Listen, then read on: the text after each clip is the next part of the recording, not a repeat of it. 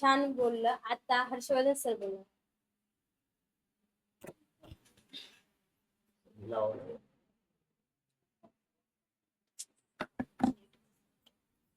माझ्या लाडक्या लेकरांनो,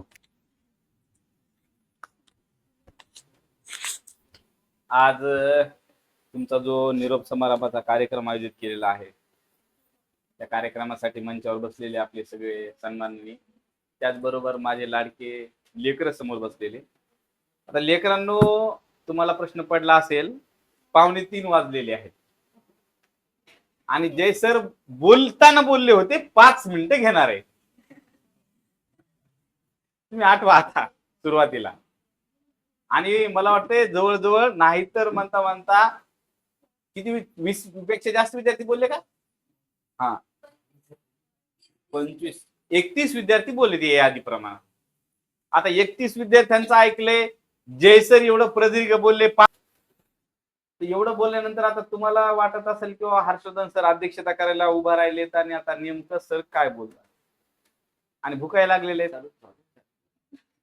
हे सगळ्यात महत्वाचं आहे. त्याची व्यवस्था केलेली आहे हे जास्त महत्वाचं आहे. आणि जर वास येत असेल आणि पुन्हा सर बोलायले म्हणलं मग मनच लागत नाही आपल्याला, है ना. तर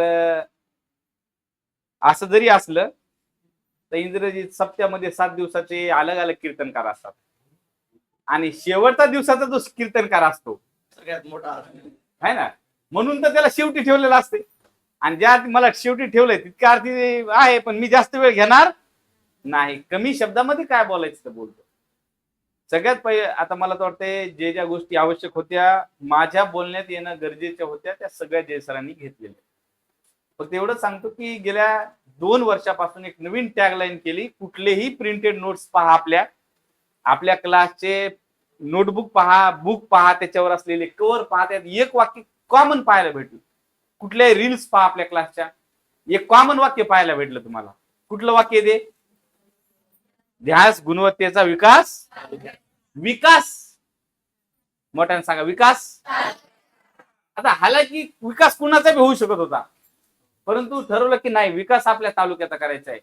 आणि तुम्हाला लिटरली सांगतो, इथं खोटं बोलत नाही, कागद आहे, विद्या आहे. अक्षरशः जय सरांनी नगरपालिकेला उभं राहावं, इलेक्शनला उभं राहावं जय सरांनी, याच्यासाठी वेगवेगळ्या म्हणजे पार्टीचे लोक येऊन गेले, भेटून गेले किंवा सर उभे राहायला पाहिजे या वार्डात. जय सरांनी मला विचारलं की म्हणले असं असं आता हे फार अप्रोच करायला आपल्याला काय करायचं. मी म्हणलं नाही, आपण एकच ध्येय बनवू, आपल्याला काय करू, नगरसेवक हो, फलानं हो, बिस्तान हो, त्याच्या पुढची पायरी काय, त्याच्या पुढची काय पायरी नाही राजकारणामध्ये. 5 वर्षानंतर तो पुन्हा मोटरसायकलवर फिरतो, दुसरा कोणतरी येत असतो त्या जागेवर. हे मी बऱ्याच वर्षापासून पाहतो. जय सरला म्हणलं एकच करू, जर तुम्हाला किंग व्हायचं असेल, किंग राजा व्हायचं असेल, तुम्हाला वाटते पॉलिटिक्स हे बेटर ऑप्शन नाही तुमच्यासाठी. तुम्हाला जर किंग व्हायचं असेल तर एकच करा सर, शिक्षण क्षेत्रामध्ये पाथरी हे नाव कुठेतरी वरी गेलं पाहिजे. अक्षरशः महाराष्ट्रामध्ये ज्या पद्धतीनं लातूर पॅटर्न तयार झाला त्या पद्धतीने आपला एक स्वतंत्र पाथरी पॅटर्न तयार झाला पाहिजे. काय काय देता आलं ते देऊया आणि त्या पद्धतीने पॅटर्न तयार करूया. आणि मग आम्ही पहिला प्रयत्न हा सुरू केला, इथून डॉक्टर इंजिनियर बनवायला सुरुवात केली. नवीन नवीन ज्या वेळेला आपण एखादं काम करतो ना, त्यावेळेला लोक आपल्याला नावं ठेवायला, आपण आपली परिस्थिती अवघड आहे. उदाहरण सांगतो बा, गरीबाची एखाद्या महिलेनं ओरिजिनल सोन्याचे दागिने जर अंगावर घातले, ओरिजिनल सोन्याचे दागिने, आणि ती गावातून जर गेली, गरीबाची एखादी महिला ओरिजिनल सोन्याचे दागिने, लय पैसे जमा केले तिनं, नवऱ्याची 10,000 रुपये जमा करून तिनं एक सोन्याचा दागिना घेतला आणि घातला ना, तर गावातल्या जाणाऱ्या श्रीमंत बाया सुद्धा मध्ये बेनटेक्स असं हे काय सोन्याचं आहे काय, हिच्याकडे काय, खरे खोटे.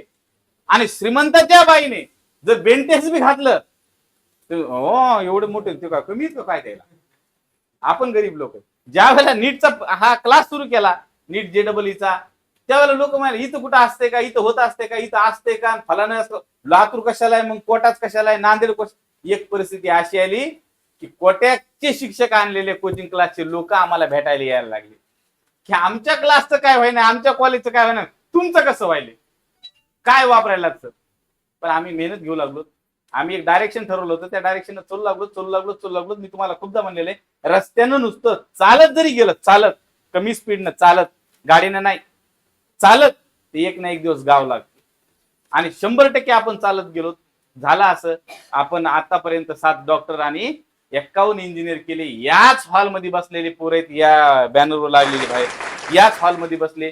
यापूर्वी तर हाच हॉल होता किंवा याच्यापेक्षा वरी असेल हॉल, ज्याला की प्लास्टर पण नव्हतं. याच बिल्डिंग मधून आज प्लास्टर झालं. आज आपल्याकडे 3 एक्स्ट्रा हॉल झाले. थोडं ग्रोथ अँड डेव्हलपमेंट झाली. आम्ही प्रयत्न सुरू केले. सरनं म्हणले तसं येणाऱ्या कालखंडात असं होईल की आपले लेकरं डॉक्टर इंजिनियर बरोबर बाकीच्या स्पर्धा परीक्षेत लागतील. आता हे लेकरं आमचे 100% पोलीस भरती लागणार आहेत. 100% लागणार आहेत. ते त्याचे डायरेक्शनच ते ना, आम्ही आहेत ना त्यासाठी. फक्त सर जसं म्हणले तसं शिक्षक कसं आहे, आई वडील आणि गुरु हे तिघे एका लेवलला आहे. तुमची काळजी आम्हाला पण असते. जसं सरांनी सांगितलं, सरांची पद्धत वेगळी आहे, माझी पद्धत वेगळी आहे, मॅडमची पद्धत वेगळी असेल, ज्याची त्याची पद्धत वेगळी आहे ना. तुम्ही आल्यावर सुद्धा मला वाटतं आज मी पोरांकडे गेलो, कुणाचं द्या ते उचला ना बाळा, उचलून सांगा घरी थोडा 10-15 मिनिटाचा उशीर जेवण राहिले म्हणा, असं सांग. घरच्यांनी काळजी करणं साहजिक आहे. आज आपण टाइम दिला होता. मी अनिकेतची आज पण आठवण काढली. चितू का आल्या काढली का नाही, मला वाटतं मी इंद्रजितलाच काल आजच सकाळी फोनवर सांगितलं की अनिकेतला घेऊन या. एवढं एखाद्या लेकरा बोला वारंवार त्याची आठवण काढण्याचं कारण काय? शिक्षकाला सुद्धा काही लेकर प्रिय होतात ना. शिक्षक सुद्धा प्रेम करत असतो, त्याच्यावर काळजी करत असतो. हे लेकरू यायला पाहिजे, हे लेकरू का नाही यायला क्लासला, याचं काय झालं. कारण आम्ही एक स्वप्न पाहिलं असतं, आम्हाला वाटतं ते पक्षी तिथपर्यंत उडाला पाहिजे, ते पक्षीने तिथपर्यंत गेला पाहिजे, त्या घरट्यावरच गेला पाहिजे. रस्त्यात असेल तर मग ते रस्त्यात वातावरण खराब आहे, वावटळ आहे, मोठं हे वादळ आलेलं आहे, अशी आम्हाला काळजी वाटते. म्हणून आम्ही पण लेकरांची काळजी करतो. आम्हाला वाटतं लेकर घडावी. आणि सरांनी सांगितलं तसं मोबाईल पासून दूर राहा. तुकोबा यांचा खूप सुंदर अभंग आहे, मज माझे कळू येते अवगुण काय करू मन अनावर, आहे ना. आता आपण काय गेलो, आहारी गेलो, त्याच्या कशाच्या मोबाईलच्या आहारी गेलो, मीडियाच्या आहारी गेलो. जरी मी असं म्हणत असलो तुम्हाला, तर ही उद्या रील तुम्ही ठेवणार आहेत मला माहिती, पुन्हा आणि तुम्ही व्हॉट्सअप स्टेटसला ठेवणार आहेत, लोक तुम्हाला लाईकच करणार आहेत. लोकांना कामच ते झाले. पण करा, पण आयुष्यामध्ये आधी प्रायोरिटीवर आपलं नोकरीचा विचार करा. पोरांनी ते 100% नोकरीचा विचार करा की आपण डॉक्टर इंजिनियर झालो पाहिजे, पोलीस अधिकारी झाले पाहिजे, बँकेत गेलो पाहिजे, एक चांगली नोकरी भेटली पाहिजे. पैसा आहे तर सगळी स्थिरता आहे ना. म्हणून त्या पद्धतीने आपण कामाला लागा. मुलींना तर मुलींची जिम्मेदाऱ्या 2 आहेत. आई वडिलाचं पण नाव खराब नाही झालं पाहिजे. आपल्या गुरुचं नाव, गुरु फार आपल्याकडून अपेक्षा ठेवते, ते पूर्ण करण्याचा प्रयत्न करा. आणि तुम्ही लकी आहेत की पाथरी सारख्या ठिकाणी जयसर आले, पूजा मॅडम आले, नांदेडमध्ये त्यांचा क्लास होता, नांदेड सोडून ते लॉकडाऊन मध्ये योगायोगाने आले, आपलं लक झालं. इथून आपल्या डॉक्टर इंजिनियर किती लेकर आहेत जे बाहेर जाऊन अभ्यास करतील, किती लेकर आहेत. मी 8वीला असताना अनिकेतचं उदाहरण यासाठी सांगितलं की 8वीला असताना मी फीस मागितली होती, मला वाटतं 1,500 रुपये फीस होती माझ्या. आणि ते पोरानं फीसच नाही भरली. आणि दुसऱ्या दिवशी परत आला, आणि मग आल्यानंतर मी त्याला म्हणलं नाही फीस नसेल तर बाबा येऊ नको. ते त्यावेळेला पैसे माग होतो समजा आपण. आणि मग ते पोरग रडायला लागलं. मी म्हणलं कस काय तू घरच्याला फोन करत नाहीस आणि पैसे भरत नाहीस. त्यावेळेला त्यानं मला त्याची परिस्थिती सांगितली. आजपर्यंत इंद्रजीत त्याला मी पैसा मागितला ना आजपर्यंत, आणि भविष्यात त्याला मी कुठं ना कुठं आता लावणार त्याला. मला माझ्या डोक्यात आहे की त्याला काय कर, जेसरला पाठीमागे सुद्धा म्हणलं एक तर ते इंजिनियर होईल, नाही तर माझ्यासारखा वकील होईल. बस 2च त्यासाठी ऑप्शन चांगले, मी त्याला करणार म्हणजे करणार. म्हणजे तुम्ही कुठं जावं हे सुद्धा आई वडिलासारखं शिक्षकाच्या, कदाचित तुमच्या आई वडिलांनी डिसाईड केलेलं नसेल, ते शिक्षक डिसाईड करतो. आता ही पोरगी आमची 8वीची आहे, आर्या. 8वीत असतानाच आम्ही तिला 10वीच्या व्हॅकेशनला बसवलं की आम्हाला तिला बोर्डातून टॉपर आणायचे. कळले का? तिच्या आई वडिलाला हे माहित नाही की आपल्या लेकरासाठी काय सर सोचत आहे. एक दिवशी भेट झाली आणि मी तिच्या वडिलांना सांगितलं की असं असे तिला 100% आपल्याला करायचे, ती करू शकते आणि आपण तिला करायला लावले, फक्त तुम्ही मला सपोर्ट करा. म्हणजे आपण असं विचार करतो, चला अलग अलग ठिकाणाहून आपण आलोत, अलग अलग गावातून आलोत, एक निमित्त भेटले एकत्र यायला. सरनं तर सांगितल्याप्रमाणे आता जरी विखुरले जात असू तरी एकमेकाच्या संपर्कात, आजही बाहेर गेलेले लेकर माझ्या संपर्कात आहेतच, सरांचे आहेत.